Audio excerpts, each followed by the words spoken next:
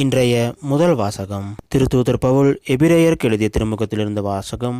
அதிகாரம் 12 வசனம் 4 முதல் 7 முடிய மற்றும் 11 முதல் 15 முடிய.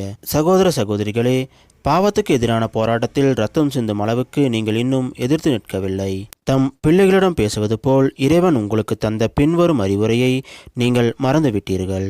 பிள்ளாய், ஆண்டவர் உன்னை கடிந்து திருத்துவதை வேண்டாம் என தள்ளிவிடாதே. அவர் கண்டிக்கும் போது தளர்ந்து போகாதே. தந்தை தாம் ஏற்றுக்கொண்டுள்ள மக்களை தண்டிக்கிறார். ஆண்டவர் தாம் யாரிடம் அன்பு கொண்டிருக்கிறாரோ அவர்களை கண்டிக்கிறார். திருத்தப்படுவதற்காக துன்பங்களை தாங்கிக் கொள்ளுங்கள். கடவுள் உங்களை தம் பிள்ளைகளாக நடத்துகிறார். தந்தை தண்டித்து திருத்தாத பிள்ளை உண்டோ? இவ்வாறு திருத்தப்படுவது இப்போது மகிழ்ச்சிக்குரியதாய் இராமல் துன்பத்துக்குரியதாய் தோன்றும். ஆனால் பின்னர் இவ்வாறு பயிற்சி பெற்றவர்கள் அமைதியையும் நேர்மையான வாழ்வையும் பயனாக பெறுவர். எனவே தளர்ந்து போன கைகளை தினப்படுத்துங்கள். தள்ளாடும் முழங்கால்களை உறுதிப்படுத்துங்கள். நீங்கள் நேர்மையான பாதையில் நடந்து செல்லுங்கள். அப்போதுதான் ஊனமாய் போன கால் மூட்டு பிசகாமல் குணமடையும். அனைவருடனும் அமைதியாய் இருக்க முயலுங்கள். தூய்மையை நாடுங்கள். தூய்மையை இன்றி எவரும் ஆண்டவரை காண மாட்டார்.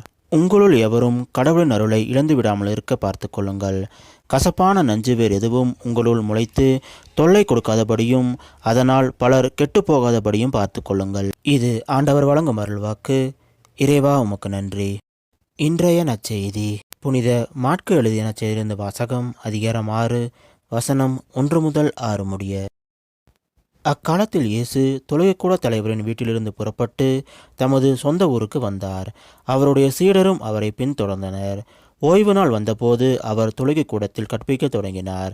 அதை கேட்ட பலர் வியப்பில் ஆழ்ந்தனர். அவர்கள், இவருக்கு இவையெல்லாம் எங்கிருந்து வந்தன? என்னே இவருக்கு அருளப்பட்ட ஞானம்? என்னே இவருடைய கைகளால் ஆகும் வல்ல செயல்கள்? இவர் தச்சர் அல்லவா?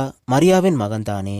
யாக்கோபு, யோசே, யூதா, சீமோன் ஆகியோர் இவருடைய சகோதரர் அல்லவா?